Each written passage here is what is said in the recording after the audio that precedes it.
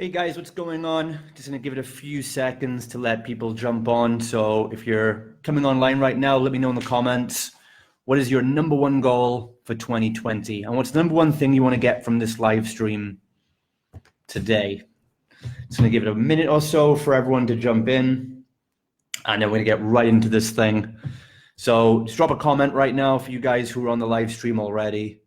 What do you want to get out of today? And what questions do you have? If you have any questions at all, we're going to cover, really everything today. This is going to be a mega guide for you, but I'm going to cover any questions you have as well. So if you want to drop those questions in the comments, I'll have those questions fed over to me, and I'll make sure to answer those as we go along. But as you guys can see, we've got 6 modules to cover tonight. I'm going to walk you through all the 6 steps of building a sustainable fitness business. And there really are 6 pillars, and you can't avoid any one of these. Most courses or marketing programs out there will teach you 1 or 2 of these at best. But there's a lot more to growing a business than just making money or just making sales or just running a Facebook ad. There's a lot more to it. So, okay, we're going to go ahead and get into this. And right, guys, so yeah, drop your comments. Good to see you guys. TG's here. Hey, TG. Hey, Vicky. Good to see you. Matt, Harris, Paul. A lot of good guys here. A lot of you guys here I know are doing really good things already. I know Paul is kicking ass with the multiple facilities right now as well. So if you guys have any, TG is here, master sales trainer. If you guys have anything to add, feel free to give me your comments as well, guys. Loads of smart people on the call here as well. Hey, Danny. Hey, Phil. Good to see you, Phil. Just joined up to the Facebook group. Okay, guys, right, we're going to go ahead and get started on this then. So I'm going to get straight into this today, 6 modules. This is what has allowed me over the past 7 or 8 years to successfully launch, grow, and even sell fitness businesses over and over and over again. And I've done it with a 6-figure studio here in Cyprus. I then built an outsourced 3,000 square foot facility, which we grew to high 6 figures. And then I sold my stake in that gym. And now in the UK, again, with my business partners, James Calderbank and Stuart Morgan, we're growing more facilities. And we're looking at going into multiple more facilities this year. And this is exactly what we're doing, guys. There's no hiding the ball. There's no theory, no fluff. This is just exactly what we're doing and what we talk about with our team every day in our meetings. They are doing the exact same thing as I'm showing you here. I swear to goodness, right? There's nothing else going on. So there are 6 pillars, and you've got to get these in order. Okay, now most people start off down at marketing and sales, and that is really important, and we'll get to that today. But there's also a lot more groundwork to come before then. So this will work for you at any stage of business you're at. However, this is going to work best for you if you are somewhere between 5 and 10K a month or more, and you're ready to start growing. This is going to be ideal for you if you're someone who, you know who your target customer is. You've done the real basics, okay? You should know who your target customer is. You should be a great coach. You're getting results with people. You know you've got something, and now you're just ready to take it up to the next level and start growing systems in place, maybe having a team one day, or maybe filling up your existing location, or maybe going to multiple locations, but learning how to manage that on a structure and a culture level and a financial level too. So let's get into this then. We start off with module number 1 is business mindset. We'll cover that a little bit. Then we go into vision, core values, and culture. Then we have systems and finance management. Team recruitment and leadership is number 4. Marketing, sales, and branding, number 5. And then how to scale sustainably, the advanced stuff in module 6. And module 6 really only comes in once you've got at least 1 location or bootcamp business turning over low to mid 6 figures, and you're ready to go to the next level. So I'm going to do a quick overview on each of these components so you can see how holistically this all works together. And then I want to start looking at your questions.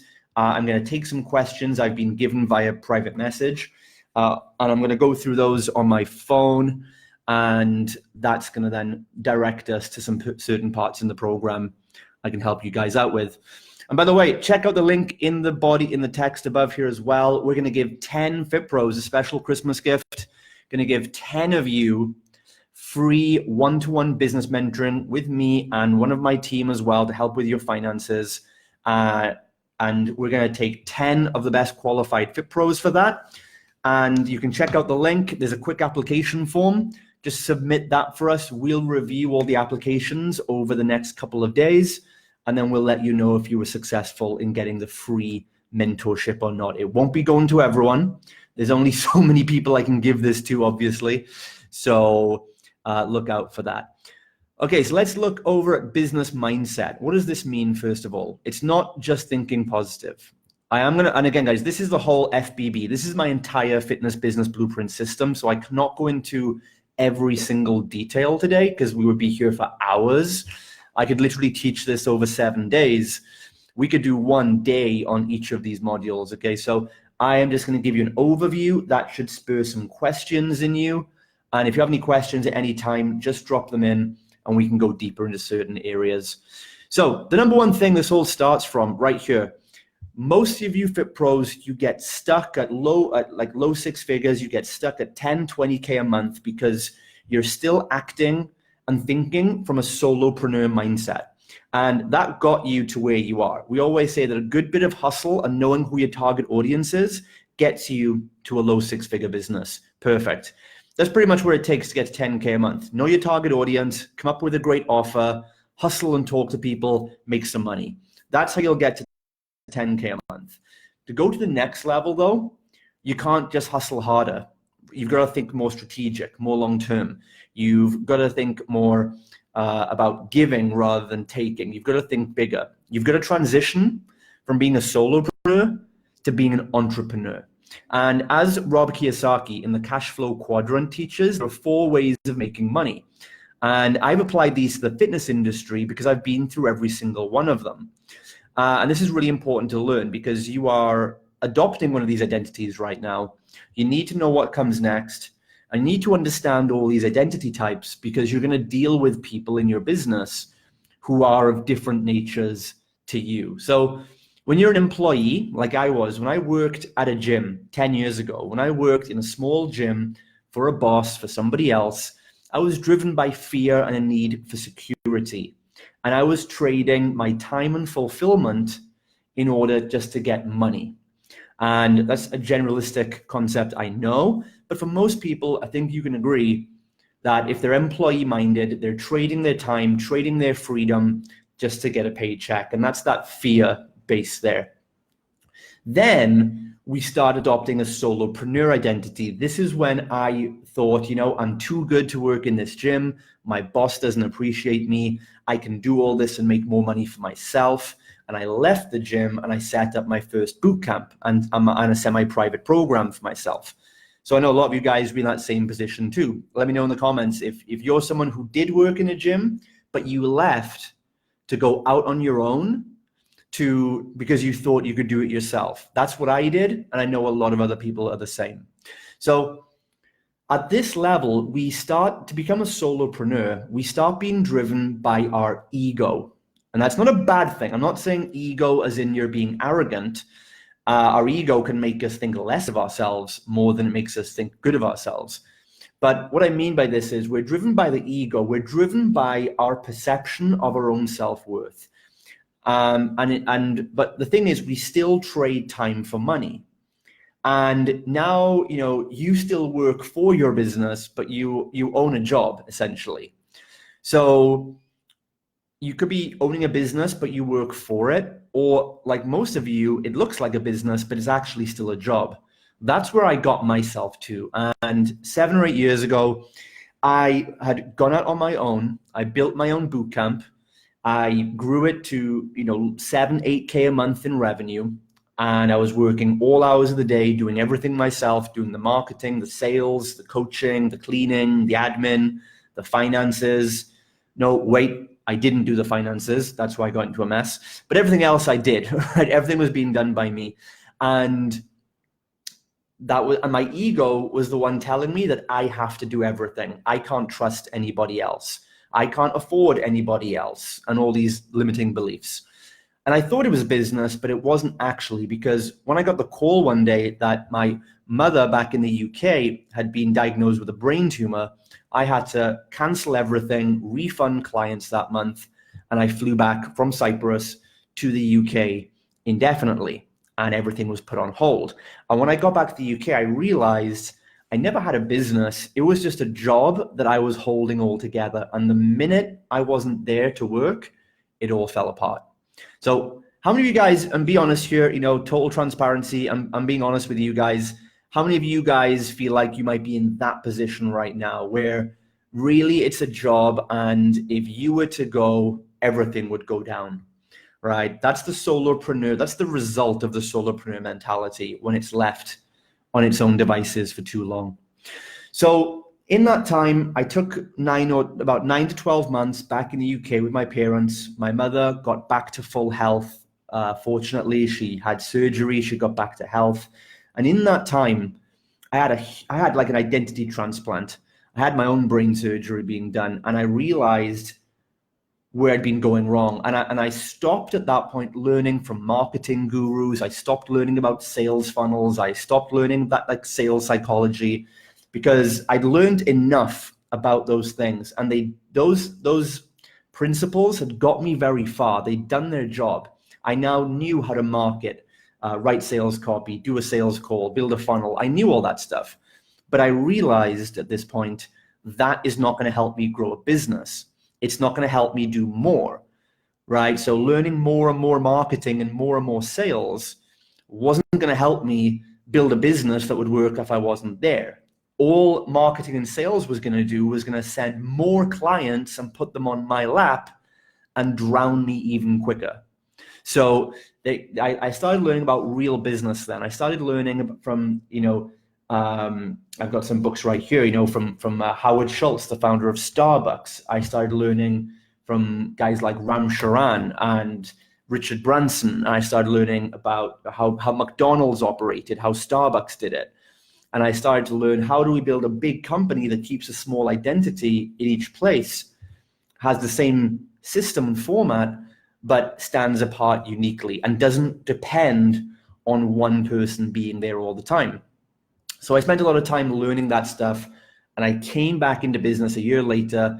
I came back to Cyprus and I started over again, rebuilt the business, and from then was where I quickly went on then to building facilities.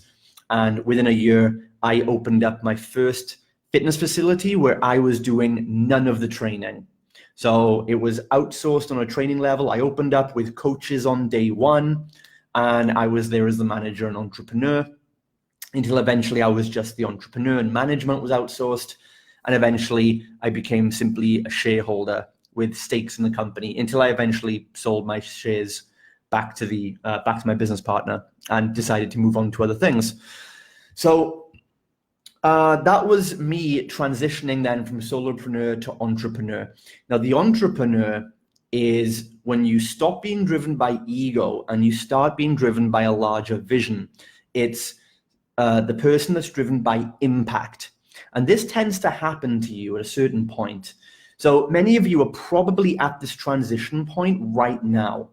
And I know it's where I was when I started seeking this kind of advanced help. So I got to a point with my ego proving myself and, working with 50 clients, getting results, putting an amazing program together, getting testimonials. And then I started to realize, much like you probably have at some point, that, hey, this system works. Like, I've got something that's helping people. And I started to realize, well, this could scale to more people. Instead of helping 50 people in my studio, I could help 5,000 people if I had 100 studios. And I started realizing that I had a system in place, a workout, nutrition, mindset system that could help more people. And also at this point, I wasn't as financially scarce. Like when I was building up my bootcamp the first time, I had literally zero money. at this point, doing low six figures, I'd managed to save and scrape some money together. So I wasn't rich by any means, but I wasn't like only focused on the money.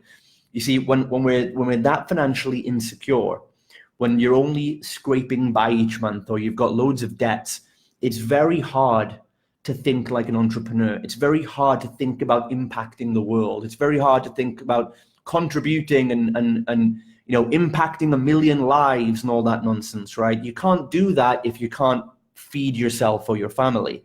Your brain won't allow you to think that way, because the reptile part of your brain in neuroscience is going to be focused on you getting yours before it relaxes and opens up its true thinking capacity.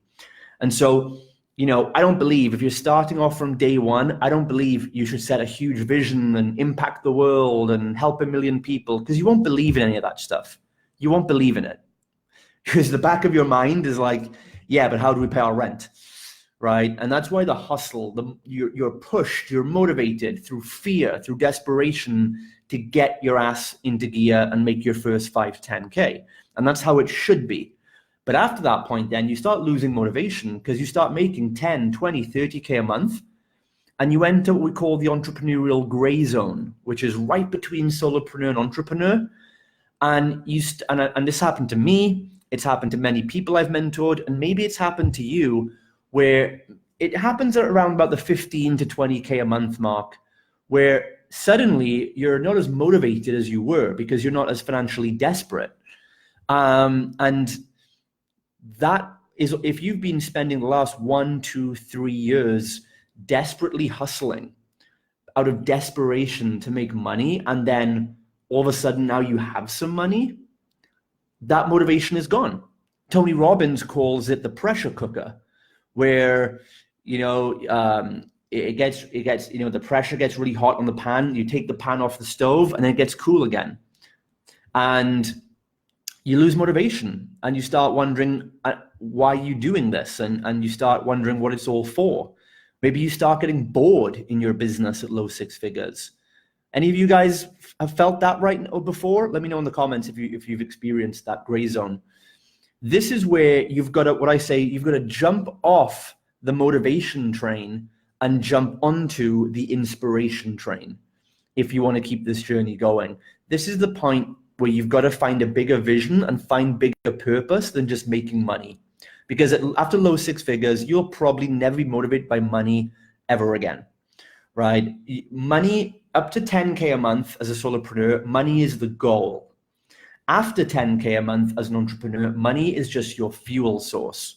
You want the company to make money so you can reinvest the money and help more people in bigger ways, or do charity events, or donate to charity, or to hire more team members, or to do more marketing. Because I'm in a place right now where I spend 500, 600, 700 euros or pounds promoting a Facebook video as an advert. You've probably seen some of my video ads, and you might notice my video ads, they have no call to action. There's no sales pitch. It's just like I promote my 3 to 5 minute video clips giving content.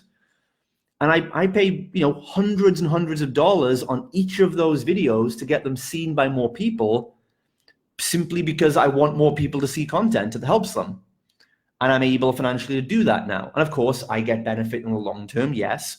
But the point still goes that you use that money to do more things, help more people, make a bigger impact, get your name out there, and do that kind of thing. So at this point, you need to start looking at that vision. It's the only thing that's going to excite you. It's the only thing that's going to keep you motivated, because at this point, if you want to scale from low 6 to 7 figures, things are about to get a bit more real for you. Let me know in the comments, guys, who here is at low 6 figures or mid 6 figures and plans to scale up to 7 figures this year? In other words, who's doing about 10 to 30K a month right now and is looking to go up to about 75, 100K a month by the end of the year? If that's your kind of low 6 to 7 figure scaling goal, let me know right now. Because if so, this is the right place, because I'm going to be brutally honest with you guys. This is where shit gets real, right? It gets so real at this point, and things are going to get harder. I made a video on YouTube about this yesterday, Building a fitness business at this level is hard. You've got a lot more people, you've got 10, 20 team members to lead. You've got huge financial pressures. And I don't know if you guys think about this, right? Not many people really think about this, but a lot of you say you want a 7-figure company. And let's assume you have a 7-figure company for a second, and let's assume that in your 7-figure company, you have a 20% profit margin, which is about average, okay? So you do $1 million a year, £1 million a year, and you're making 20%. That means, right, if you're making, and let's say you're making 100K a month, that means if you're at a 20% profit margin, that means that your costs are £80,000 a month, just your operating costs.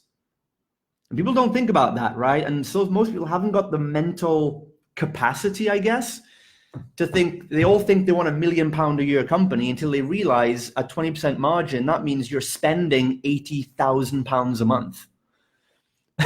Most of us have never even come close to earning £80,000 a month, and yet to have a 7-figure company, you're probably going to spend. Think about that. You're solely responsible for 50 to 80 grand a month paying other people. And that is usually enough to scare some people back down off the perch and say, you know what, I'm happy making 10K a month and keeping 5 of it. So responsibilities get big at this level. Stress can get bigger. You need emotional resilience. You need all these things that can come at you. People are going to steal from you. If your finances might take a hit through no fault of your own, your business gets bigger and is exposed to a bigger ecosystem. Here's the harsh truth about business, guys. You can do every single thing I teach you today right, and your business can still collapse. You can be the best leader. You can have the best team working for you. Your Facebook ads can be crushing it. Your clients love you. You have referrals, testimonials. You have it all going. You're profitable. Your team love it. Everything's going perfectly. Money in the bank. And then your gym gets flooded by a storm tomorrow. Or a terrorist attack happens 10 minutes down the road. Or someone inadvertently gets injured at your gym and it causes a big PR nightmare, or you get sued. Any of these things can happen like that because your business is bigger. It's a bigger target. It's susceptible to the winds of your ecosystem, and you're a part of a bigger ecosystem now. More factors affect your business than when you're just a one-person show making 10K a month doing your own thing. So you need that bigger vision to keep you motivated, to keep you focused when this shit comes at you, which it will. If you don't have that motivation, you'll run a mile, you'll pack it all in, you'll quit, you'll give up, you'll try a new niche, you'll try something else, you'll give up, go home. But with that bigger vision in place, you're going to keep moving forward and you're going to brave the storms. All right. And finally, you come to a point where I am now, where I'm also more of an investor and shareholder, and I invest money and time into businesses or investing in or acquiring fitness businesses and systems and investing in people with potential. And my money starts to work for me now. So you need to start thinking like an entrepreneur and an investor in your own business. And you're also a shareholder in your own business. And you need to think that way too. So these are the 4 stages of mindset you'll go through as a business owner. And most of you are probably making that jump from solopreneur to entrepreneur right now. And that's really the key. So this is really important because this is critical for you becoming a leader and going to the next level. As I say here, the solopreneur identity is what's keeping you stuck, and the hustle is keeping you broke right now. Because number one, most fit pros who are stuck around 10K a month don't learn enough about real business practice nor about finances. They just keep putting out the same fires over and over again, and they multitask on things that you have not objectively identified as being important nor urgent. I'll say that again. Most solopreneurs are stuck because they multitask on things. They spend all their time doing tasks that have not been objectively identified as important nor urgent. Okay? So this is why you end up stuck. You're doing a lot of stuff, you're busy, but you're not productive.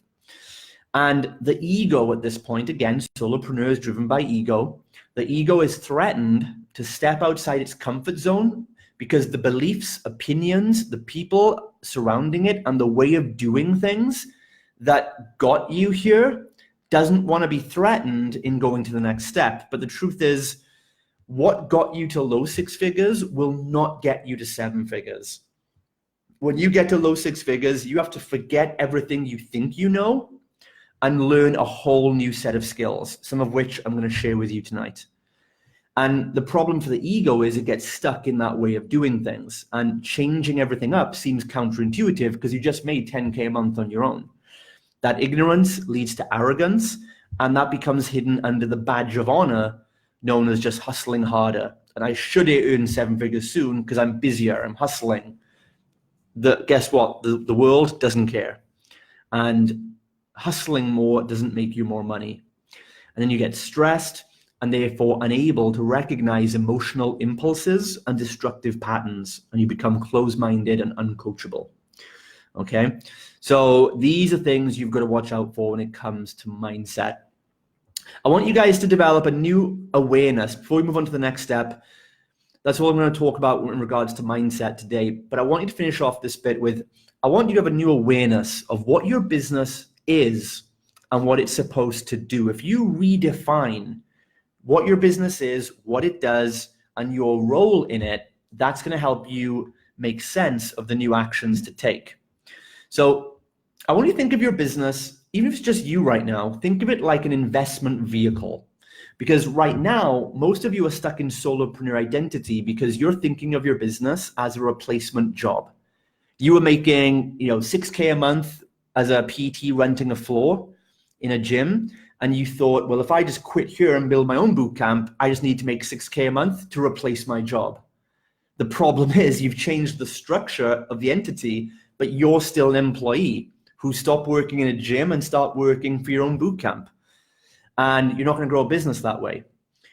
So you have to start thinking about building this as an investment vehicle. You happen to work in it right now, but that's only a temporary measure. This has to be built to work for you rather than you working for it. That's the only way you're going to be able to scale to a bigger level.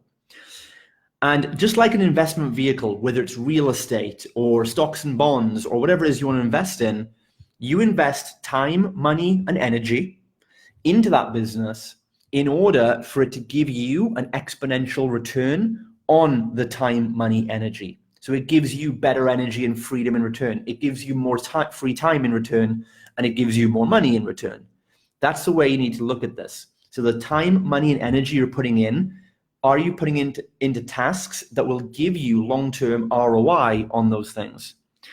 And ultimately, your business is going to succeed when it becomes a value-producing machine, what I call a VPN, to its society and its ecosystem. Remember I said you're part of a bigger ecosystem, you're impacted by more things? Well, the inverse is true. You need to impact your ecosystem more as well. The more value you give to the people and parties around you, the more your business is going to benefit. And these are the 6 parties we have, right? I won't go into this right now. I want to move on, but your business needs to find a way to give value to its shareholders, which is you right now. It has to give value to its clients. Most of you are probably doing that right now.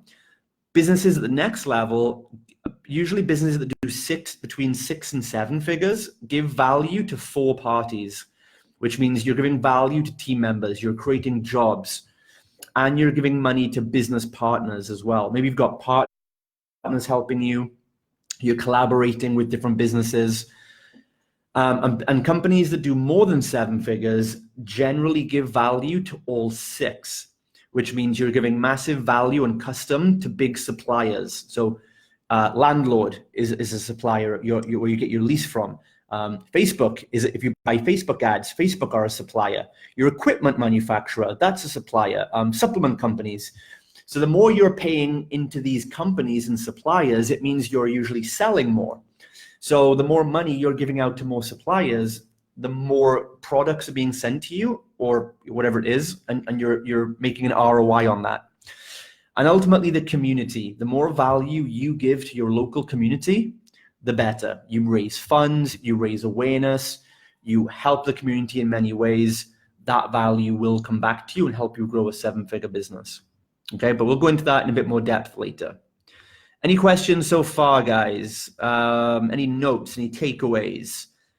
Any feedback on mindset and identity level transformation so far? I'm just giving you guys a quick overview here again. I haven't got time to go into everything as it is, but these are just some concepts that we teach our clients, and I would like to share with you personally as well if we work together one-on-one. And we're giving away 2 weeks of free mentoring on that link above. Check it out. So the next thing, vision, core values, and culture. This is extremely critical at that low 6-figure level or just getting close. Now you need that vision to push you forward. And this is where you start to create a local brand, okay? So you've got to start with a company vision, first of all.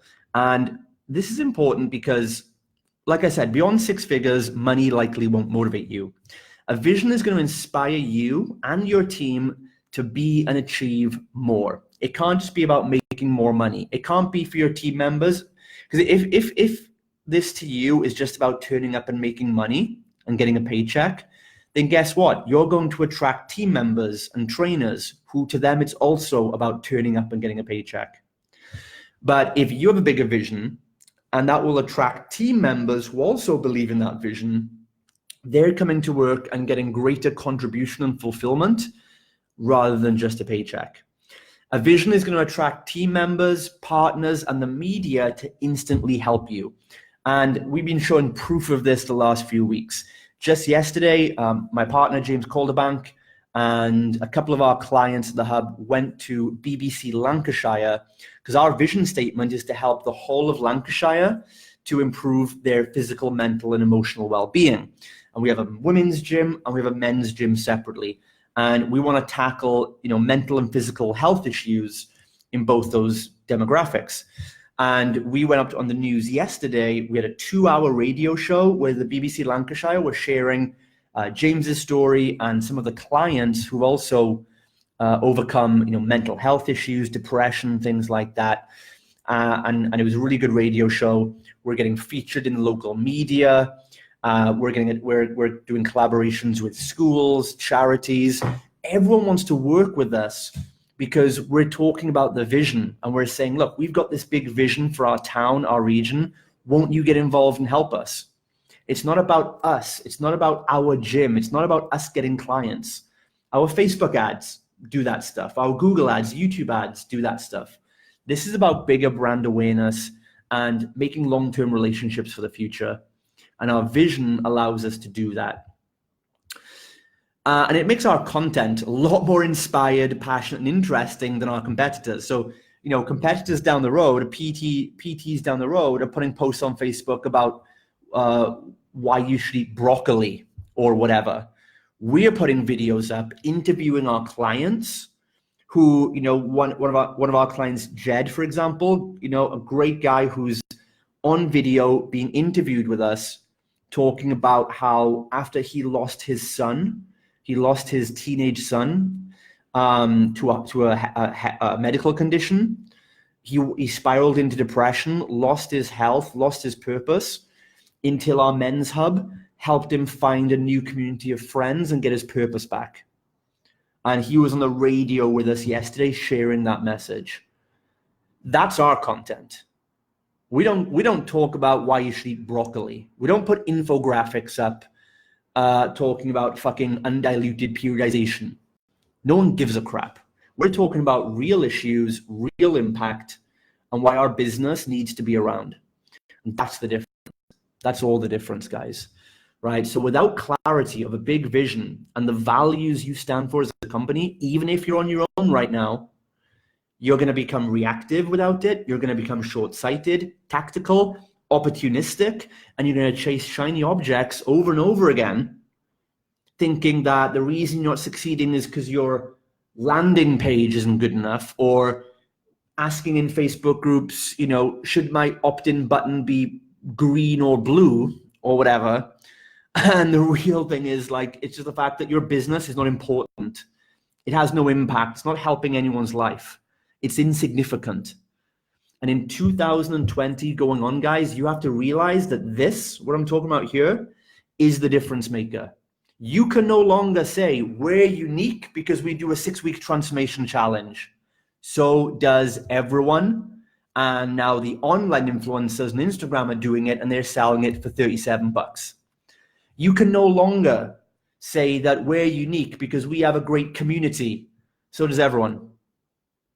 You can't say you're unique because you have kettlebells and sledgehammers and tires. So do the big gym chains now.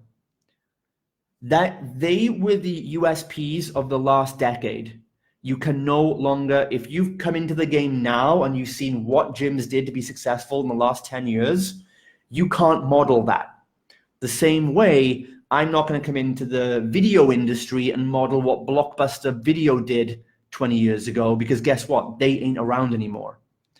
You can't come in now and look at what tactically worked in the past, because that's no longer the advantage. You've missed that train. If you didn't jump on those things like I did 7-8 years ago, then it's not going to work so well for you anymore. That's not going to do those things, but they're not going to make you stand out. It's not going to be your differentiation point. And if it is, it's a weak one. And a gym like the TransformHub will come along and trample that in no time at all, right? So just to give you guys a heads up. So creating a vision is super important. So is creating core values, which is a set of beliefs and principles that you live by. And the core values are there because when you want to move out of the business physically, you need to leave behind kind of like your essence, your DNA. Your spiritual DNA. How would you want your team and your clients to treat each other if you weren't there? That's what your core values have to identify and be all about. Your key principles that you will not negotiate on and allow you to conduct business and make decisions with integrity, with a filter. Okay, that's what the core values are all about. Okay. I'm going to move on to the next one now, okay? Get more into the meat of this. Any questions or comments so far? Okay, Brandon says he was at the solopreneur level driven by ego. Now it's about the team and scaling. So Brandon makes a great point there. And here's the truth, guys. When you have a team, a lot of fit pros get it wrong. Your team don't work for you. You work for your team. Your business is a product that you sell your team on because they're giving you their career, right? They're making a bigger commitment to you and you have to honor that. And we'll get to team recruitment and leadership in module 4, but we have to lay the groundwork first in systems and finance. And this is the sticking point for so many fit pros. Module 3 here is like the spinal column of your business. I always say, if you think of business like a metaphor for a human body, the systems are like the skeleton, right? Systems and finance is your skeleton. It's your structure.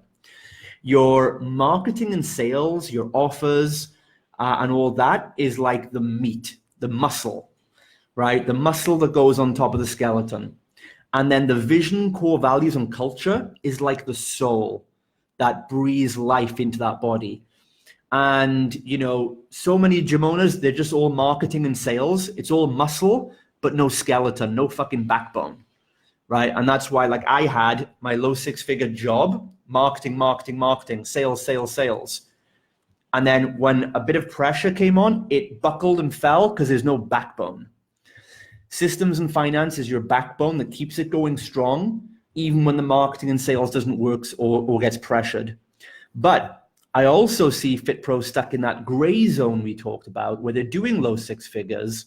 They've got systems in place. They've got marketing and sales working. They've got a very efficient system, but the business is just cold. It's just a machine. It's just dead. There's no life in it. And that's why there's no soul. And that's where the vision and core values comes in. I had a business owner, you know, on one of our events a few months ago, doing $40,000 a month in his business, And we were asking everyone, like, what's your main challenge? And he was like, well, my marketing is awesome. My Facebook ads, crushing it. My salespeople, fantastic. Client results, perfect. Finances, profitability, yeah. Stress, no, I can take time off when I want to. So it's like, what's your challenge, dude? Like, what do you want? He's like, you know what? I'm bored. I'm bored and I'm thinking about packing this in and doing a different career altogether. And that's when we took him back to module 2 and said, this is what breathes life into your business now. You've lost your motivation because you did what you had to do. If you wanted money and freedom, you got that. You've got a nice lifestyle business. If you want to take the next level and grow a performance-based business, which is going to scale on a massive level and do 6, 7, or 8 figures even, it needs you to drive some life into it. And you need to be inspired to think bigger. And that's where all these things start falling into place then. So let's put systems and finance management into place, okay? So we have finance and we have systems, and finance has to come first, okay? Here's a quick tidbit. If I could explain and sum this up, super important. Here's where most fit pros at 6 figures are going wrong when it comes to finance. And you guys train people with calories and things and meal plans, so you'll understand this metaphor. But what happens is this. When we are starting out and we go from 0 to 10K a month or 20K a month, we tend to just take action and just do things. I'm going to build a funnel. I'm going to run some ads. I'm going to launch a new program. I'm going to do this. I'm going to do that. We go and do things. We take actions. And then we come back at the end of the week or the end of the month, and we then track the numbers and see, how did that work? What do the numbers say? What do the finances say? And it seems to work. And to a degree, it does work a little bit because you have to take a lot of actions just to throw stuff at the wall and see what sticks. But to get to the next level, you can't do things that way. You have to actually flip it around. You have to now track the numbers and look at what the numbers say, and let the numbers tell you what you can and can't do, what you should and shouldn't do. Think of a weight loss client who needs help with their nutrition. Would you say to that client, hey, that client maybe needs 2,000 calories, a 2,000 calorie a day diet to lose weight. Would you say to that client, hey, go and eat whatever you like this week. Just go and eat a bunch of stuff. And at the end of the week, then we'll just count up your calories and see if it worked. What do you guys think? You're fit pros. What would happen? You guys are probably smarter fit pros than I am. What would happen if you told the client to do that? Right? It wouldn't work out so well, would it? What do you say to the client?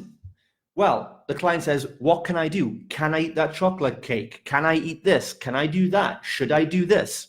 You say, well, let's look at your calorie budget. You're on 2,000 calorie a day budget, yes? Yeah, okay. You've eaten so far 1,500 calories today, yes? Yeah. And you want this chocolate cake, and it's 500 calories. Okay, great. So yes, in that case, yes, you can fit that into your budget and not go over. Go crazy, stuff your face with chocolate cake. Great, thanks. You're the best trainer in the world, right? Very simple. So your business has to be the same way. We have to learn to read the numbers, and the numbers tell us what we can and can't do. So Fit Pros ask me, how much should I pay a trainer? The fact is, it doesn't fucking matter how much you should pay a trainer. The real question is, how much can you afford to pay a trainer? Can you afford to? If after you've paid off all your other outgoings and you still want to maintain a certain profit percentage margin, then what's left is what you can afford to pay a trainer. Or what's left is how much you can budget for Facebook ads. It's not about what you should do. It's about what can your business can do. And your numbers have to tell you that. So we have to track finances first and learn to follow the numbers, not let the numbers follow our actions. Does that make sense, first of all, guys? Let me know if that makes sense, because absolutely, like, nobody teaches you this stuff. And I want to make sure this is like it's going through okay. Good. Okay. So there's two main systems we want here in finance. It's really one, but we separate them for ease. The first system you guys want to put in place is a cash flow management system, because most of you guys, by the way, drop in the comments who here already makes 10K a month consistently, who has a six-figure business, or you've started making 10K a month consistently. Let me know in the comments, because most of you guys have no problem making money. Your problem is keeping it. Who knows what I'm talking about? Who knows? And I know this stuff through my own mistakes and realizations, basically, guys, okay? We need a cash flow, not a cash flow making system. If you're at six figures, you need a cash flow management system, which is how to manage and allocate that income as you grow to ensure sustainable profits and to manage your expenses carefully, right? Because what happens is, for most of you guys, you earn £100. A client pays you £100 a month for a boot camp. Most of you guys then spend that £100. Now, here's the thing. When you earn £100, especially if you live in the UK, first of all, £20 of that belongs to the government. It's called tax. Not many of us tend to pay it, right? So, and we get in trouble then, because apparently the government frown upon that kind of thing. So you earn £100, you spend £100 on stuff, and then 3 months goes by, and then you get a VAT bill saying for the last £300 you made, you owe us 60. And you look at the bank account and you go, I haven't got £60 left. I spent it all on Facebook ads, or a new Rolex, or a lease on an apartment I can't afford, or a lease on a sports car I can't afford, so I could look more successful than I actually am on social media. And then you go, fuck, I can't pay my tax bill. Then you get into a mad scramble and you have to do a fire sale. You have to make money overnight. You have to not pay yourself that month, or you have to fire someone, or you can't afford to run your Facebook ads this month, or whatever happens, right? And this situation happens a lot more than we tend to want to admit, okay? So we've all done it, myself included. I'm not pointing fingers here, but we have to learn that when £100 comes in, we have to allocate that money and break it up to make sure our main cost centers are all covered. And the way we do that is we use a profit plan system. So what I would have you guys do is, let me put a thing down here. So we want to cover the main cost centers of the business and make profit. So profit has to come first as well. So what we want to do is, generally, if you're below about 25K a month, then a healthy financial allocation looks like this, all right? A healthy one. Not saying this has to be this way, but if your finances look like this, you have a lean, healthy company, okay? So we would say generally, according to the profit first system, profit would be around 5%, okay? So if for every £100, £5 of that should go straight into a profit account that you don't really touch. We would put about 15% for income tax, because we want your company to pay your income taxes too. You don't want to pay yourself and then have to pay income taxes on that. Or it could be dividend tax if you're taking out dividends. Then we want about 50% to cover your owner's compensation, which is what you pay yourself. And that's a big amount, because at this point, under 25K a month, you're probably still doing a lot of work. You're probably doing 2 or 3 job roles. You're the manager, you're the salesperson, you're the head coach. So you need a big portion of the revenue to pay you, because you're actually funding 2 or 3 salaries. And the problem is, if you pay yourself less than that, the problem is your company can't really afford to pay other people then. So you're actually earning less than you need to. And then the final 30% covers OPEX, operating expenses, right? Which is all the other stuff, your lease, your Facebook ads, marketing, whatever else. Okay. And basically, sorry, I should also point out above this that first you want to calculate your gross revenue, right? Your gross revenue is the total amount of money made in a month or a period, right? Then what we do is we then want to find out real revenue. Now, real revenue is your gross revenue minus VAT, or if you're in Canada or Australia, you might have GST, goods and services tax. Whatever company tax you have there, not all of you will have this, but many of you will. So it's minus your VAT and minus what you pay any contractors, what you pay if you pay a part-time coach or you have anyone on a contract.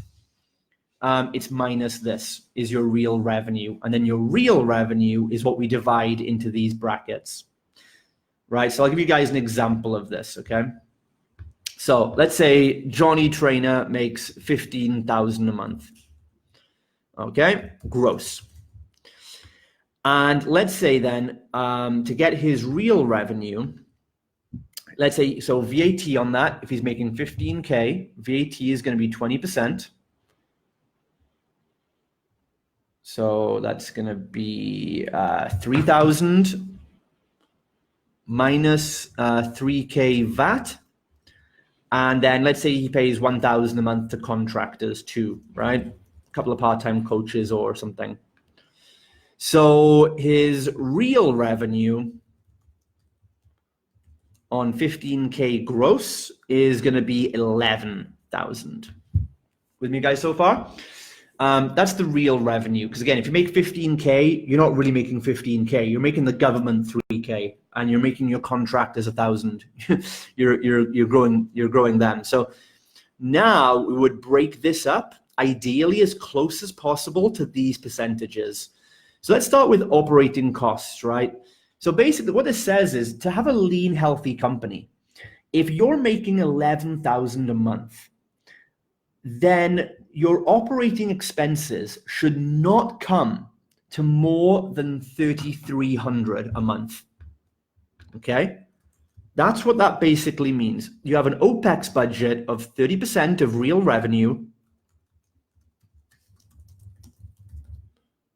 which would equal £3,300 a month, okay? So, and then again, that's your fixed costs, your rent, your Facebook ads, cost of goods, materials, things like that, all that stuff. So again, if you're, again, this is where you get in trouble. If you're making 10K a month, but you're spending 6K in operating costs, your business is not profitable and you can barely afford to pay yourself anything. And that means either you're paying too much money that the company can't afford and you're spending money on shit, or it just means you're not making enough money yet and you're not ready to take on new people and you've got more work to do basically, or maybe you're charging too little, could be a problem. So these are the goals, the targets, okay? Kind of like if we say if you eat 1,000 calories, ideally, no more than 20% of those calories should be fat calories. It's the same thing. It's like macronutrients, but for your revenue. So we should aim for an OPEX of no more than that. Right now, this number is probably double for you, okay? And you can do this assessment yourself if you want to. Your owner's comp then, which is a target of 50% of the real revenue, okay? So again, we do the 11,000, 50% is 5,500. So if you're making money, if you have a good lean business, you're not spending more than 3,300 on costs, that should leave you at least $5,000 to take for yourself, which should cover the 2 or 3 jobs you're actually doing. Then we want to put 15% extra for income tax, or just any additional little tax reserves, basically. So that would be, That would be 1,650. And we all hate paying VAT. Tell me about it. I write more in VAT checks today than I used to earn in a month, and it fucking kills me. But there it is. It means I'm making more money, so it's good at the end of the day. Still hard to write those payments out though. And then finally, profit. Okay, so then your profit at 5%. And again, we focus more on making you get paid right now at this level because you need to get paid. At the end of it, there's no point in the company making profit if you can't even afford to feed your family, is there? So people say profit comes, first in the company. I don't really agree with that. Ideally, you made this to sort yourself out first. As long as you're not spending your money on dumb shit, then that's actually okay. So, but you got to feed your family and stuff like that, right? So you're putting £500 a month aside for profit. Remember, this is a company doing these are guidelines for a company doing under 25K a month. All right. That's the, I thought I wrote that somewhere. Yeah, below 25K a month. All right. Now, just to make sure I'm giving enough value here, guys. By the way, is this valuable so far? Drop me a love heart or a comment if this is helping, if this is some new stuff for you right now, if this is helping guide your finances. And then I want to know, is anybody on the line today making more than 25,000 a month in their one business? If there are some different financial recommendations. I'm happy to go into those for you. But if no one here is making more than that, I won't waste your time and I'll move on. But let me know, guys, quickly. If any of you are making more than 25K a month, let me know and I'll spend 2 minutes letting you know what you should be doing with your finances, because it's slightly different at that point, kind of where we are right now. So, okay, no one, but it looks is over that. Okay, cool. Okay, guys, good. So you're getting value out of this. I appreciate that. That's awesome. Let's move on, shall we? Don't forget, guys, fill out your application. Just click the link in the text above this video. I'm taking 10 Fit Pros for 2 weeks, free mentoring. Conditions apply. You have to fill out the form. I won't accept everyone, but if you meet our criteria, then I'll be letting you know in the next couple of days that I want to work one-on-one with you for 2 weeks. And we're going to dial all of this stuff in on our calls, okay? We'll have at least a few hours together. So that's finances, right, guys? We have to know the financial situation before we can worry about what to do next. Because it doesn't matter. You can have all the systems in the world. You can have the world's best sales script. Lovely. Is your business profitable? Are you paying yourself? Are you putting money aside for taxes? If not, the government aren't going to care. If the government come after you because you owe them 20 grand in tax, you can't say to them, oh, but don't worry about it. I've got good systems. They're not going to care. They're going to put you in jail, right? So finance comes before systems. All right, guys, not the other way around. That's the foundational lesson from this. Let's talk about some systems. The way I look at business, I think there are really only 3 types of systems that account for 90% of your company. All right, if you dial these 3 systems in, and there are subsystems in all of them, but these 3 things are where you should put your focus on with systems, and you'll get the majority done. You don't need to, systemize your Twitter account or anything like that yet. So we have number 1, your operating systems. And this basically is all the systems around what are the main functions and goals your company has to achieve, and what are the tasks and the job descriptions. In other words, what are the roles you need to hire to fulfill those goals, right? So this is about you and your eventual team knowing what needs to be done and having the systems and knowing what needs to be systemized. So this is about gaining clarity on the company structure and the roles needed to fulfill the business goals, and then systemizing all those important tasks into processes, or what we call SOPs, standard operating procedures. And then from there into job descriptions that can be delegated effectively. Even if you were doing, especially if you were doing these jobs right now, it's not enough that you know what to do. you have to document it all out into a job description so that one day you are able to help somebody else start to do it effectively. Okay, so a couple of tools, and we give up these. This is designed for our mentorship clients, so they get all these tools inside our mentorship. But here's some, if you want to create these or find these yourself, here are what you need. So a growth projection financial forecast template. So you want to do your growth projections and your financial forecast. So based on the numbers we went through earlier, in order to think about how much personal income you want to make, first of all. When it comes to setting your goals, start with the owner's comp, okay? So a lot of people set goals the wrong way. When we set goals, this is your cornerstone. Owner's compensation. How much money do you want to make? It's not about what the company makes. It's how much do you make? How much do you want to get from building this company? You can't have all of it, right? So this is where you start your goals from.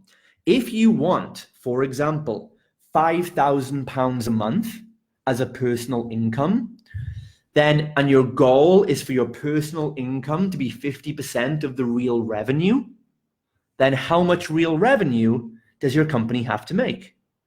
£10,000.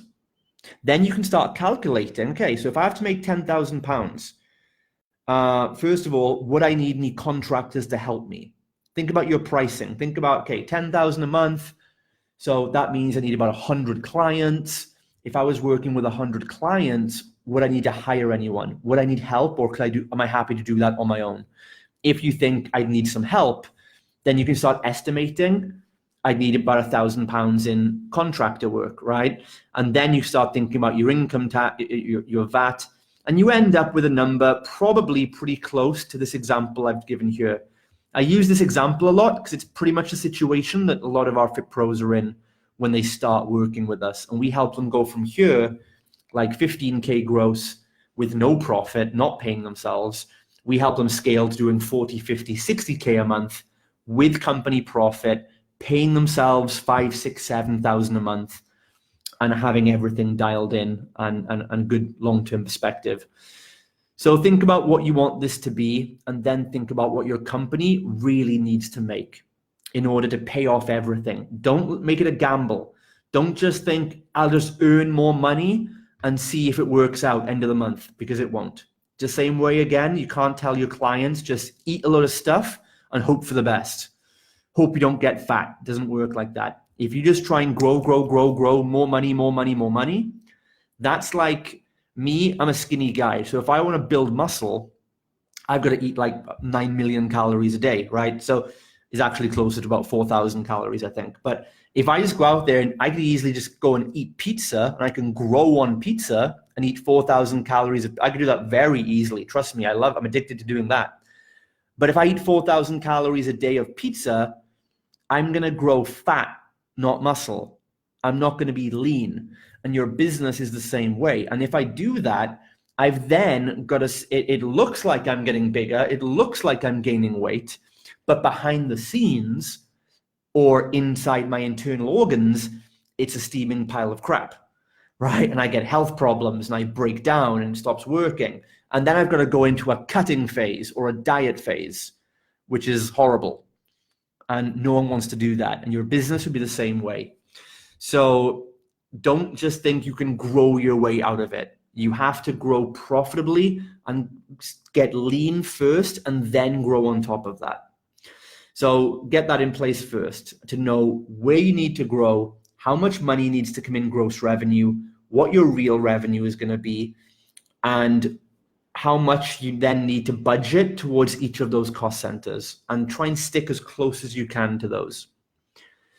Then you want to have an organizational chart where you lay out, okay, if my business is going to make this much money that we're projecting, let's say we need to make 20K a month, an organizational chart is it's a picture of what does my business look like at 20,000 a month. If you can't even visualize it or break down what the architecture of what it's going to look like, you're never going to get there. So you think about, okay, at 20K a month, we're going to have 200 clients. I'm going to have this many time slots. I'm going to need 4 coaches. I'm going to need a Facebook ads manager. You know, I'm going to need like this kind of facility size. So my rent is probably going to be about that much per square foot. You know, and you start figuring out what are the roles, the people that need to be in place to carry out the work to fulfill a 20K a month business, and what are the costs likely to be. So when you do a financial forecast, it's not just how much money you're going to make, it's how much are the costs going to be as you grow, right? And so the bigger you grow, the lower your profit margins are likely to get. So you've got to think about that. Then after that, you want to have, you can follow my Idrata system to create an SOP for every job role. I'm not going to go into that today because I'll take too long, but this is a formula I have. You can actually search this Facebook group. If you search Idrata, type EDRADTA, type that into the search bar in this group, and you'll find old posts I made about 3-4 years ago teaching this, and that's there. And then you need to have job descriptions and a payroll structure for every job that you are doing now and every job that you plan to outsource over the next 6 or 12 months. So you're ready for those roles. And then when you expand, you know when you're going to need to bring someone on, because your financial forecast will tell you, hey, you're going to reach 75 more clients by month 6. That's when you need to hire someone. And that way you can be proactive. When you have a financial forecast in front of you, you can be proactive, and you know in month 4, oh hell, we're on track to meet our numbers. That means in month 6, I'm going to need a new coach. So I can start interviewing now and get that person ready in 2 months. What most of you guys tend to do is you grow. You get to month 6, you've got 75 new clients, then you go, shit, I need a new coach yesterday. And you haven't got time to go and find a coach because you're too busy with clients now. You probably haven't got the money to pay a good coach because you didn't manage your finances properly and you scaled your expenses as well as your income. And then you make a rash ego solopreneur decision. You hire the first person that comes along. They end up being terrible. They cost you clients or they steal from you. And it puts you back 3 paces, and then you just question your business, life, and the universe and wonder what the hell you're doing. And you don't want to end up there, okay? Because that then just goes right back to module 1 and messes with your business mindset, doesn't it? We've all been there, right? If you know, you guys know. If you've been there, you know what I'm talking about. This is the real stuff, guys. I told you. I don't play around. I give you guys the real stuff. So that's your operating systems to know where your company's going, what it has to do. Oh, by the way, Scott, Dan, if you're still here, Scott says he's at 30K a month. So if you guys don't mind, I want to give value to everyone. So I do just want to, just for the sake of Scott and anyone else who's getting to that level, I'll give you my advices for going over that threshold. Okay, so very quickly, I won't take too long. I've explained the principle. If you're over, well, basically, if you're, let's say over 35, over 25K a month, between 25 and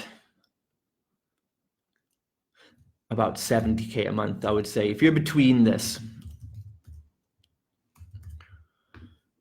right, then break your allocations down like this, okay? Again, only a guideline, okay? It's okay if you don't exactly have these numbers. And if it works for you, then great, all right? But for most, as a general guideline, and again, if you guys want to apply to work one-on-one with me, I will do these figures with you exactly. I'll do a cash flow analysis for your business on your records, and we'll find out exactly where you are and where you need to be. So we would say profit would go to 10%. Let me write these numbers down and I'll explain them in a second. Income tax stays at 15. There's not a huge difference really in the numbers, but there's difference in how you operate things. Owner's comp, we would lower to 35%. And then OPEX bumps up to 40. So the main thing we've done here is we've increased profit, we've lowered owner's comp, and we've increased OPEX. This is because operating costs also includes the cost of employees. So at this point, you might be at a point where maybe you actually want to actually employ 1 or 2 people on a PAYE scheme, like a manager, an admin, and you're going to have bigger costs because maybe you have a bigger facility, bigger rent, more equipment, more advertising. You're probably layering up. You're doing Facebook ads, Google ads, YouTube ads, and you're now building your costs up. So you want to have a little more leeway for costs. You don't need to worry about being so lean anymore. And your owner's comp comes down because you're at this point no longer doing all the jobs yourself, especially if you've hired someone and your OPEX has gone up. Maybe you've got a manager in place. You'll probably have at least one manager or a head coach who's being groomed to be a manager. And rather than pay yourself $8K a month, you probably want to take 5 and give an extra 2K to your staff and put an extra 2K to costs and payroll. And because you're not doing as much work in the business. And here's the thing, guys, owner's comp, this is if you're an owner operator. This assumes you're working heavily in the business, doing marketing, doing sales, doing coaching, doing management. If you're not doing those things, by the way, I don't think anyone here is in this position, but if you're purely a shareholder or an investor in a gym, not doing any day-to-day work, you don't really get entitled to owner's compensation, okay? This is if you're holding a job in that company, right, that you plan to outsource one day. So just get that caveat out of the way. But assuming you're in the day-to-day of things, your owner's comp comes down to 35%, which will be a bigger number. So it'll probably be similar to the 50% you were earning below 25K anyway. It'll still be 5, 6, 8K a month probably. You're on a six-figure salary thereabouts. And then profit goes up because you as a shareholder will probably start taking a bit more of your money from the quarterly dividends or monthly, whatever you want to do. But as the business grows, owner's comp comes down and down, profit goes up and up. Because every level your company grows, you will take less from a salary because you're doing less work in the day-to-day grind, and you will start taking more money from profits as dividends as your company grows, until you get to a place like Steve Jobs before he died in Apple, where he was getting a $1 a year salary. And that made the news because people that don't understand business or the inner workings, they thought he was a saint, because it came out, it was published that he pays himself a $1 a year salary, which he had to pay himself something by law to be licensed on the premises. And everyone thought, what a saint, isn't he amazing? He only works for $1 a year. Well, that was his owner's comp. His profit dividends were probably about 40 billion, right? A year. So that's what happens. As your business grows, your owner's comp goes down, your profit dividends tend to go up. All right. So if anyone's at 25, 30K a month or getting there soon, that's how I would be breaking that down. All right. Sorry. Okay, guys, let's go back to where we were. So how are we doing for time, by the way? All right. We've got plenty of time. We're doing good. So that's the operating systems. The next is a client fulfillment system. And you want to have a process in place, like a client journey, to monitor the client's journey at every step of the way.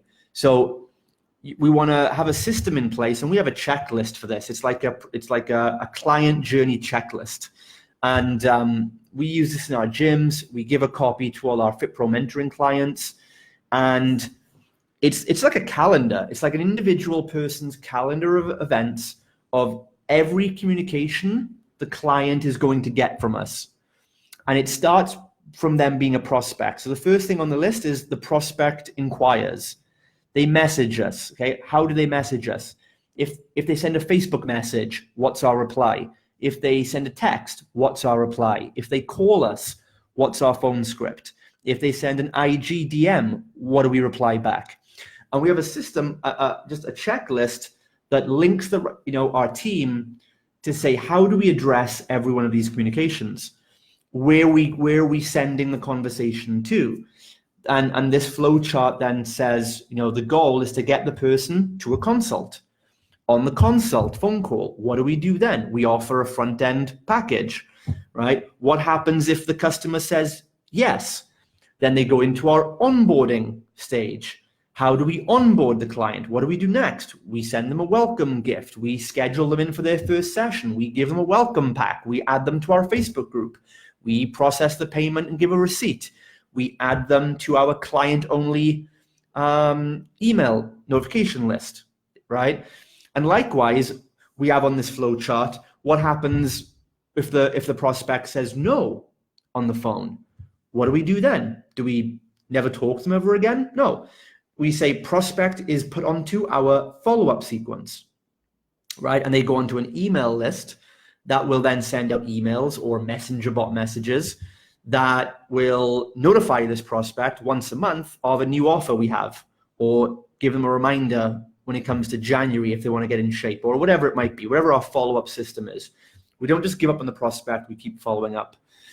And then, the process continues. After they've been a front-end client, how do we convert them onto the back-end package, a 6 or 12-month program? And then what do we do 1 week in? What do we do 1 month in? What do we do 3 months in? Do we send them a thank you card? Do we send them a t-shirt? Do we ask for a referral, right? And all this is built in. Now, I know that this is all stuff you guys know. You probably do it. You say, yeah, I ask for referrals now and then. I do a cool retention tactic now and then. I do a follow-up now and then. But that's the thing, guys. Now and then is not a system. And this is where the cracks are in your company. If you're doing 6, 7, 8K a month, but not making profit, it's because you're not doing this. It's because you're kind of doing things, but not for all clients and not all the time. But if you had a system in place, a checklist, that every single prospect and client was filtered through to make sure that every prospect gets the same conversation and the same follow-up treatment, and every client gets the same referral incentives, retention incentives, upsell incentives, then you would just squeeze out so much more money from your existing prospect and client lists. You'd probably double your revenue without increasing your costs. And that is where your profit is hiding, right? It's inconsistency is the problem at this level. You're making revenue by, hitting it hard and hustling, but you're not making profits because you're not making enough money because you're not doing the systems consistently. So that's what the client fulfillment journey checklist is very clear. Anyone in the business knows about this, and no prospect or client can therefore be lost in the shuffle. So let me know, guys, if you have a system for that. Anybody have a system like that they could use? That's been one of the most pivotal systems for us, and our team are going back to this system all the time to see how we can improve it, how we can add to it, and things like that. And the last type of system we need are tracking systems, knowing our KPIs so we can easily and efficiently track all the key performance indicators and ensure steady growth daily. We need to instantly know what's working and what needs improvement on a daily, weekly, monthly, quarterly, and annual basis.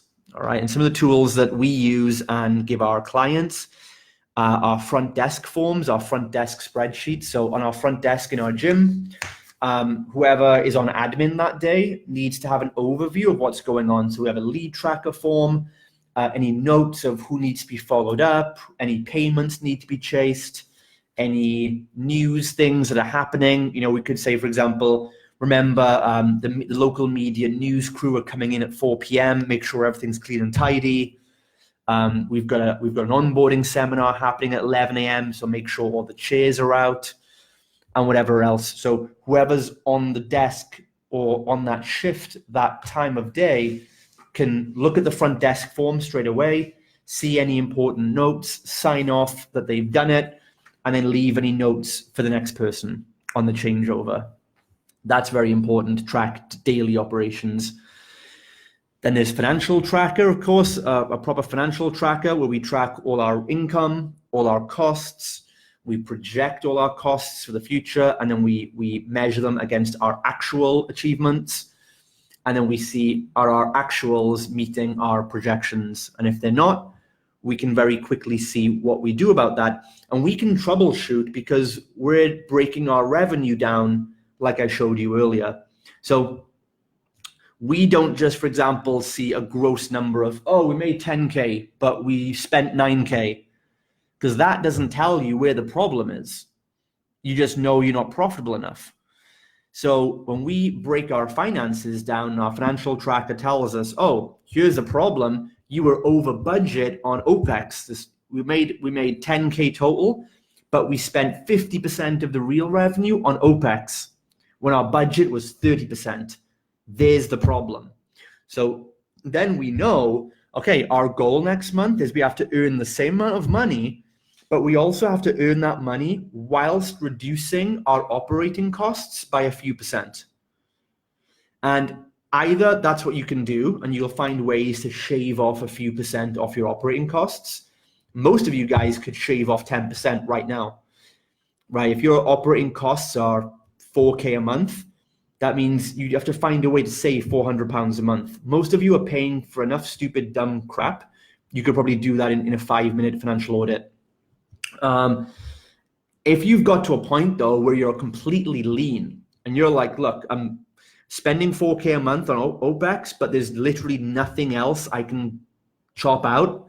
That's my rent. I can't negotiate any further. That's my minimum budget for ads. That's my, equipment lease. If you've got to a point where you really cannot lower your OPEX anymore, then I would look at, are you taking too much as a personal salary and putting stress on the company? Or I would ask, that means basically that you're just not making enough money with the assets that you're paying for. And you need to start focusing on getting return on assets, ROA, not ROI, ROA. So that means, for example, if you're paying $1,500 for your rent, and you really can't make it lower, what are you paying per square foot or per square meter? And then you have to calculate, what are we earning on average per square meter? And you need to widen those two numbers between what you're paying for that square meter and what you're earning. And you have to find dead space in your gym that's not being used and turn it into profitable space. So for example, if I've got my facility here, 4,000 square feet, maybe there is 6 square feet in the corner of dead space, just a wall. I could put a vending machine or a clothing rack or a shelf of supplements on sale, anything. I could put a person there with a sign saying, please give me change. I could do whatever I want. That would lead more money to be produced by that part of the gym. And that would be a way of turning dead space into profitable space. And you've got to look at ways like that to increase the ROI on the space you have, the ROI on the time slots you have, and ROI on the team members you're paying for, get a better return on your own productivity and all the other assets. If you can't bring your costs down anymore, you have to squeeze out more money with what you're paying. Simple as that. And then you need reporting systems for the CEO, which is you, right? So you need a reporting system. So you need the right data sheets, spreadsheets, and trackable, like a dashboard, essentially. You need to make decisions and know what's going on. You need a simple dashboard that the team can program the main numbers and the overall financial and structural health of your company. So you, at a glance, can just look and see what's happening over the last quarter. And that's super important because, again, if you don't know the numbers, you can't really make decisions on behalf of the company. And if you can't make decisions, you're never able to hire people effectively or scale because you aren't really mentally able to handle it. Okay, guys, going to move on to the team now. Okay, so what questions do you have about team building or finding the right team or paying your team or keeping your team or firing your team, whatever it is you want to do right now with your team? Team building is a huge module. It's about recruiting a team, signing them up, leading them, compensating them, promoting them. I could go on forever. So if you just want to let me know your specific questions and I can answer one or two, otherwise I can just give a very quick overview. But so we break this into 4 areas, okay? So we have 4 areas of our team building system here. So there's team attraction and recruitment. You need a system for that. You need a system for onboarding the ones you've selected and integrating them into your team, into your company, and how to get them rolling and productive as fast as possible. You need a communication system, which is how often do you communicate with your team members individually and as a whole? And then a performance review or a performance tracking system. How do you track if that team member is fulfilling their ROI or not? Okay, these are the 4 main macro systems to have in place. So once you have all of these in place and you've got the previous 3 pillars on board, this is going to be a lot easier. So there's no specific questions on team building right now. So I'm going to just go ahead and move on to marketing and sales. And then if there are any questions about team building, we can come back to those a bit later on. So marketing and sales. All right. So we have 4 main things to look at here. Number 1, first of all, before we do any marketing, you want to make sure that both your back-end service offers and your front-end offers are in place. So a back-end offer is the long-term packages you would offer someone, which is generally 3, 6, 9, 12 months. Your front-end offer is the trial mechanism that you use to give someone a test drive or an experience or a trial of what you do so that they can make a decision to sign up for a back-end offer or not. So the first thing we need to do, though, is optimize the back-end service. So you need to know, what is your lifetime value of a client? That's the most important number here, is what is your LTV? Okay, I'm going to walk you through this quickly. Your lifetime value of a client. If you raise this number, this is the key to your marketing working. Again, guys, marketing is not about getting cheaper Facebook leads. It's not about getting prospects for less. It's about getting clients to pay more. Because the higher your client lifetime value is, the more money you make per client, the more money you're able to spend to get that client. And the only way, long-term, you're ever going to master a paid advertising platform is to be able to spend the most money. It's not about who's got the best advert. It's not about who's got the best image. You know, marketers tell you that because they wish it was true, but it's not. Because, you know, if you can be outspent on Facebook ads, I mean, if I put a gym next to yours and your offer was better than mine, your Facebook ad's better than mine, but I can spend £500 a day and you can't, who's going to win? Facebook isn't give me the attention. Facebook doesn't give a crap who's got the best offer or who's got the nicest image. Facebook care about who's paying the most. And if that's me, as long as I'm not violating the terms and conditions, I'll get all the news feed and your advert won't get shown to anyone. You're invisible. So if I make £1,000 per client sale back end, I'm happily going to spend £100 to make a 9x return. If you only make £200 back end average, you have a hard time spending more than 20. So lifetime value is where it's at, and you increase that through, number 1, you increase average retention rate. So you want to get clients to stay longer, more months on average. That's through, and you do that through delivering epic results and experience. So that's in your client fulfillment system we talked about earlier, the client fulfillment journey. That's where you get better retention from. We can increase lifetime value by increasing upsells, okay? And that comes from what other additional services or products are your clients wanting to buy that they can do so from you or through you, right? So maybe you can sell them semi-private training, supplements, t-shirts, water bottles, but maybe you can also sell other people's products to them, like massage therapy or something, or daycare nursery, if you partner with companies and sell them at a preferred rate to your clients.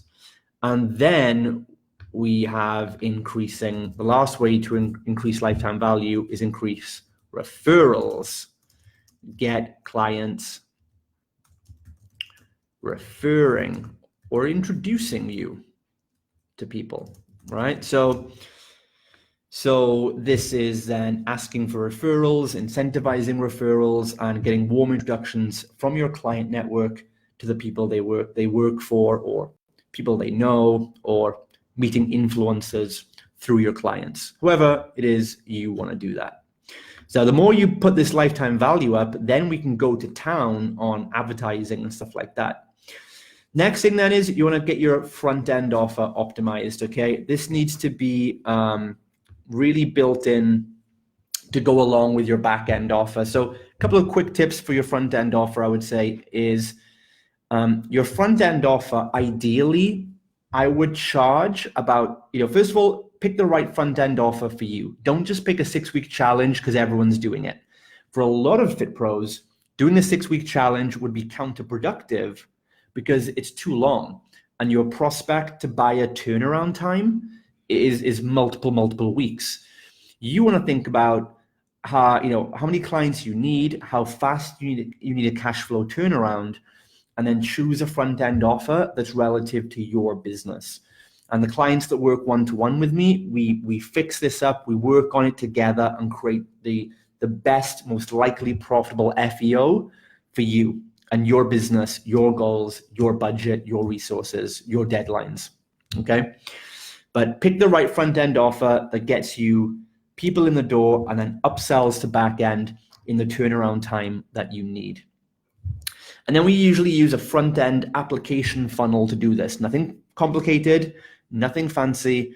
We simply have a straight, a landing page, which has the name of our offer on it, maybe a couple of testimonials if you want, and a video. People can opt in to find out more. We take the name, email, and phone number on the opt-ins, and then on the following page, they go to an application form where we really qualify the best people, make sure they're happy to emotionally tell us what's going on, that they're aware this is a coaching program with an investment, and then we call up those people, walk them through the service, and take their payment either over the phone or they can come into the studio and pay it. But we take the payment right up front. And that's what I've done for 7 years, pretty much across multiple locations in multiple countries. And it works even to this day. And we've got 90 new clients with a TransformHub starting this January. We've got 40 men clients starting yesterday. And we've got so far 60 to 80 women. We've got 60 women signed up for next week. And we've got 40 more prospects yet to talk to this week. And so this system works, right? Pretty much. Then you want to have your sales and follow-up system. Okay, so we use 3 main systems for this. The first is a 7-day FEO follow-up system. This is for the people who opted in. Either they opted in and they didn't fill out the application form. So we know they're interested, but something scared them off, or they forgot to fill out the form, or they got last minute nerves, or whatever it might be. Or maybe they filled out the form, but they haven't picked up the phone when we tried to call them, or they didn't show up for their appointment in the studio. This is a 7-day system we do, and it's very tailored towards the fact that these people are on this list because they wanted info about this program. So we mail them for 7 days straight until they take the desired action once they fill out the form, or they get on the phone call, or show up to the appointment, then we cancel this 7-day system. But if they go 7 days, we'll hit them every single day with something. If they don't show up for a call in 7 days, then we stop it. We say, okay, I guess now is not the right time for them, and they are dropped on to our 90-day email follow-up system. This is actually a misnomer. This follow-up system actually goes on indefinitely, but what we do is a 90-day cycle. So we have a very simple email system. This is like our evergreen newsletter. So it's more content-based emails with call to actions to apply for our next program or our front-end offer at the bottom of the email. And we send out 3 emails a week. So basically it's Monday, Wednesday, Friday emails, and we have a 90-day block set up in our system, Active Campaign. And what this does is, so that's 12 emails in a month. So it's 12, 24, 36 emails. And Mondays, we do a testimonial or inspirational email where it's a client case study, like, hey, this is John, here's some tips. He lost 3 kilos. And by the way, if you want to jump on the same program as John, sign up for our next blah, blah, blah, 4-week program, 21-day challenge, 6-week challenge, 3-week trial, whatever it is you're doing. The Wednesday email is an education email. It's about tips. So we put some content in there, 3 secrets to lose weight, or 4 foods to never eat, or kind of your regular content style there. And again, a soft call to action at the end to say, hey, if you'd like to learn more and work with a coach, sign up for our front-end offer here. And then the Friday email is the engagement email. And this is a very quick, personalized kind of email that basically we just attempt to see if we can get the reader into some sort of one-to-one conversation, not only phone calls.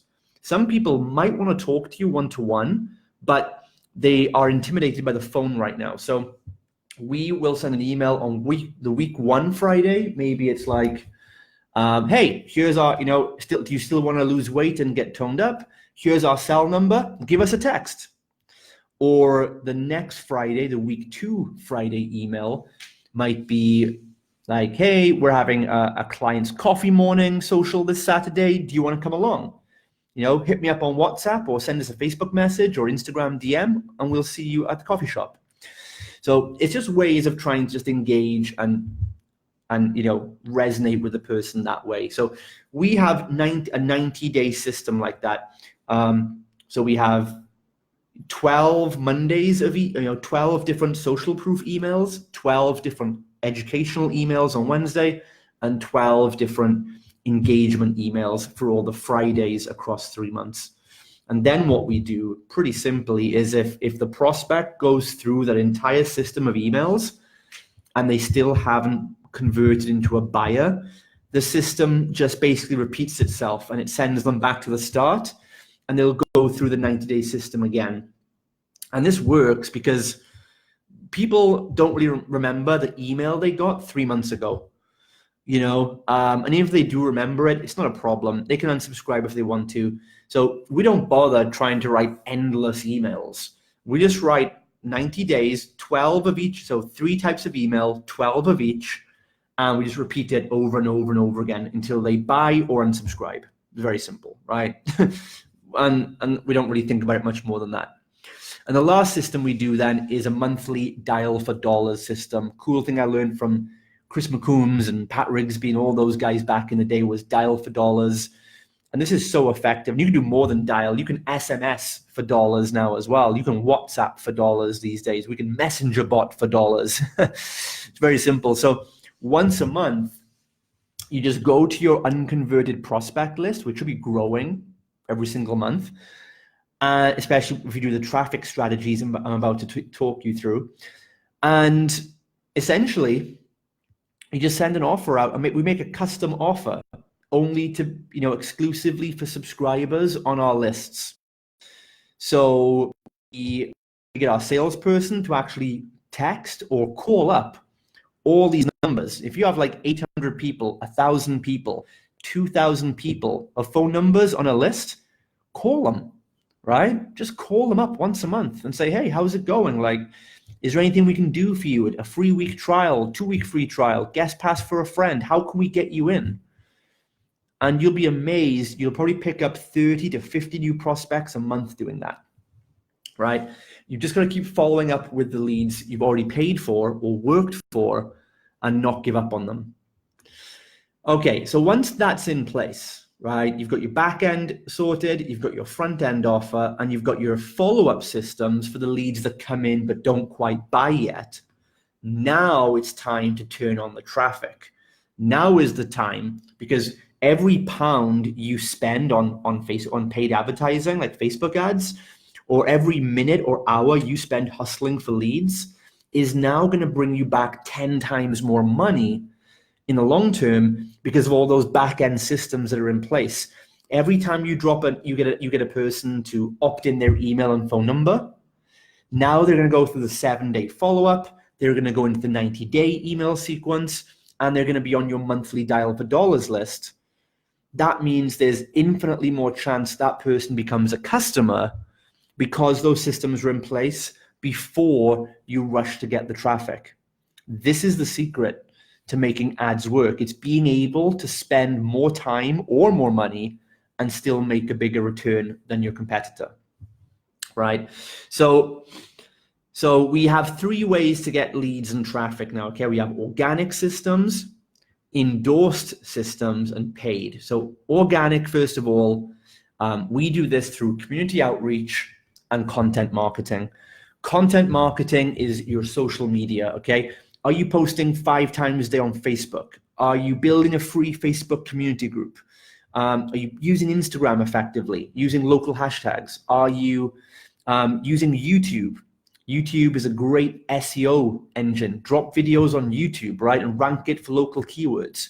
You'll get seen in no time. So Facebook, YouTube, Instagram, 3 major platforms no one's using on social media properly. Post at least 1 YouTube video a day. You can post 5 times a day on Facebook. You can make 1 or 2 Instagram posts. And if you have use Instagram stories, you can post 20 Instagram stories in a day. Just document what's happening day to day. The next thing we do is community outreach. So this goes right back to the vision statement in module 2. Once you've got your vision statement outlined, you can then reach out to schools, charities, sports teams, anyone that you can collaborate with that has a similar audience to you, and I would spend 1 hour a day, at least 1 hour, walking the streets. Get out in your community and knock on doors and go into businesses. This is what I did in the beginning when I had no money. I learned from Chris McCombs, who went through a similar thing. I had no money, so I had to hustle every day. And I walked into hair salons, beauty salons, nail salons, schools, women's groups, dance teams, karate teams, sports teams, football teams, rugby teams, physios, nutritionists, health shops, yoga teachers, clothing brands, perfume shops, coffee shops, clothing shops. I went to all these places, 300 places around town with, hey, how can we help each other grow our client base? Can you send people to me? I send people to you. And that's what helped me go up to 40, 50 clients organically. That, and then social media marketing too as well. Okay. So that's your organic marketing in a nutshell. We have endorsed marketing then. Okay. So endorsed is when you collaborate and have ongoing partnerships with local businesses and also local media and PR. So again, take your vision statement to the local media. Again, we were on BBC Lancashire yesterday. We were in the Lancashire Evening Post last week. I've had my gyms featured in Men's Health magazine, all different things. You can get your business out there, but the media care about your bigger vision. If you don't have a big vision and an impactful story, the media won't care about sharing your business. You have to be about something bigger, and if you are, the media will reward you and share you with everyone who's relevant. Joint ventures, strategic alliances. Three amazing ways we do this is number one, the local influencer method. This is something I learned from Chris McCombs. He called it the human billboard method. I'm using more 2020 terms, calling it local influencer. Basically, this means look for people who can add more value to your business than just their monthly payment alone. If you have a prospect on the phone who really wants to do it, but says, look, I can't afford this, I can't afford £97 a month, can you say to that person, okay, look, can you refer me to your friends and family? Do you know anyone in the community? You know, where do you go? Which hair salon do you go to? Which school do your kids go to? Where do you work? Do you have any introductions you can introduce me to? And maybe if you let that person train for 25% off or 50% off in return for them doing their best to continually tell the word about you, introduce you to their friends, and post and tag you on social media, that client might work harder to get you 2 more clients a month than you would have had. And in that case, it's worth letting her do it for £47 a month. That's a local influencer method. If you meet a local celebrity, a local athlete, a hair salon owner, someone who's very influential and talks to a lot of your target audience, forget the £97 a month. Do whatever you can to get them in the door. We've got a local journalist starting this week. So on our women's program, starting next Monday, we've got a local journalist who we've been trying to get her to publish us monthly in a column, because we want a health column in the magazine. And we were talking to her and she's asking us about what are we about, what do we do? And we said, you know what? Why don't you do our 6-week challenge on the house? We'll cover the cost. You do it, and then you can just blog about your journey. And if you love what we do and our vision, then we can talk about publishing for your magazine every month. She said, fantastic, I would love to do that. A journalist is a very much a local influencer, right? Get them on your program. Then we have the gift card method. I've made several posts and blog posts about that. Just type in Justin Devonshire gift cards and you'll find out some ways we use these. And then collaborating with schools, clubs, sports teams. We've got collaborations with about 4 schools right now. Just before Christmas, you'll see in our Facebook page, just before Christmas, we did a Fit Friday. So we sent one of our manager and coach into one of the schools, and she did an 8 a.m. workout for all the kids to kind of get their energy up before starting their day. And that's just our step 1 to get into the school. Now we're going to do some workshops for the parents, for the teachers, offer to do some fundraisers and help the school or help a cause, and build an ongoing relationship where now we are in front of 400 parents every day. So that's endorsed traffic methods, media, PR, and collaborations. And then the big one, paid systems. Okay, now I'm not going to go into Facebook ads here because I just gave away my 82-page mega Facebook guides, which is more valuable than any ads manager you've paid for, I guarantee. If you want a copy of that and haven't seen it yet, just send me a message and ask me for the Facebook ads guide and I'll send it over to you. And I cover everything about paid advertising in there. And everything I teach in that guide, it's not really a Facebook guide, it's more of a paid advertising in general guide, because the principles apply to anything. So if you understand what I've written in that guide, you can probably go and do Google ads tomorrow, YouTube ads, Instagram ads. And the big thing for 2020, I would say, is don't just do Facebook ads alone, but start diversifying your paid advertising streams, because Facebook is getting more expensive. It's, more accounts are being shut down because terms and conditions and policies are being violated. It's just getting more saturated. So Google ads are still untouched. YouTube ads are untouched. Instagram ads you can be running, and you can be getting clients from all over. And if you get that guide, PM me for the guide if you like. I'll get it to you, and you'll be able to run all of these things with pretty good results. Okay, and then Finally, then, scaling sustainably, the advanced stuff, to wrap up very nicely here in the next 5 minutes. This is the advanced strategies on how to scale or sell your business, or even what we're doing now, buying out our competition to achieve hypergrowth.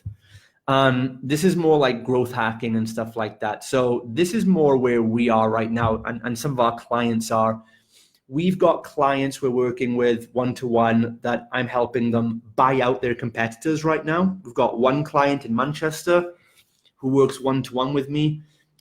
We've helped over the last 6 months, we've bought out 2 of his competitors.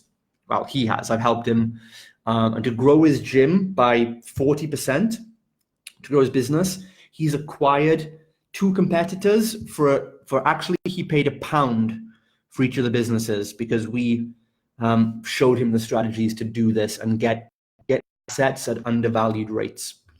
So at this point, you're going to want to scale. If you've done modules 1 to 5 and all these systems are in place, which is what we teach our clients on a 12-month mentorship, then you're going to be at one of these points. You're probably going to want to scale to new locations. You might also want to buy out your competition and learn how to do mergers and acquisitions, or you might even be looking to sell your business. And I've helped Fit Pros sell their companies too. I've sold 2 fitness businesses. I've helped a Fit Pro in America who was doing 40K a month in his business, and he just in his boot camp, and he just wanted to get out of it after 10 years. It took us 91 days. We sold it, and he got $250,000 paid up front, and then took a year off with his new wife. All right. And now I think he helps other Fit Pro owners grow their business now. So it's one of these things you might want to do. And I've got podcasts and all sorts. This is something that we're not really going to go into on this live stream because it's pretty advanced.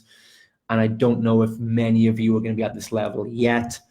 But I have podcasts on this. I have blog posts, YouTube videos, and all of this. So stick around here in the group and seek out my other content, and you'll find plenty of information from me on these.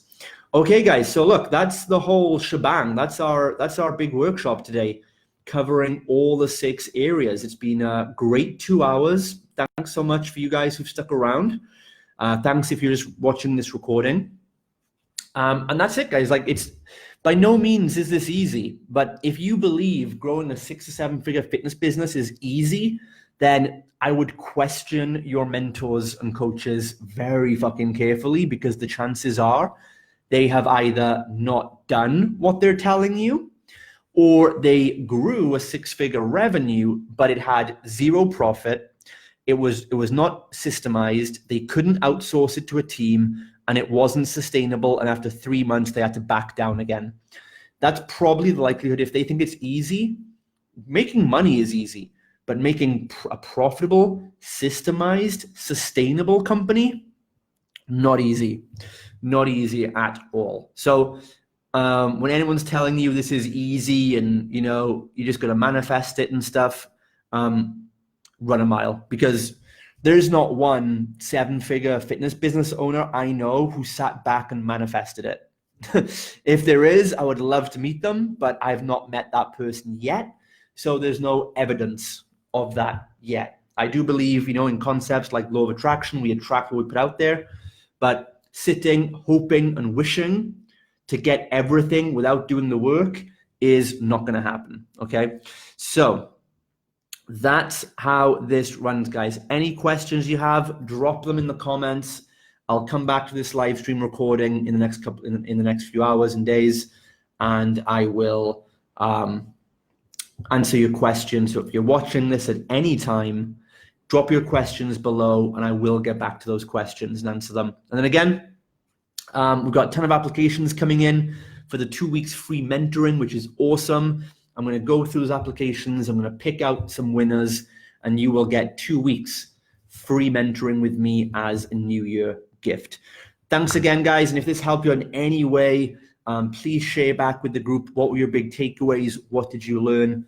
and spread the word to any fit pros who you think should be in this group and deserve this kind of value. Let them know, invite them into the group, and I would love to hear your feedback. Reach out to me. You can WhatsApp me on 00357 9680 6626. That's 00357 9680 6626. I'll drop that in the text. If you want to WhatsApp me, message me a personal question, give me some feedback, I would love to do that. Here's to a great 2020, guys. I'm on a mission. Me and my partners are aiming to grow 7 to 10 locations. Wish you guys all the best. I would love to hear about your goals, and I hope this really helps you get more direction and momentum. See you guys very soon. Thanks again for tuning in.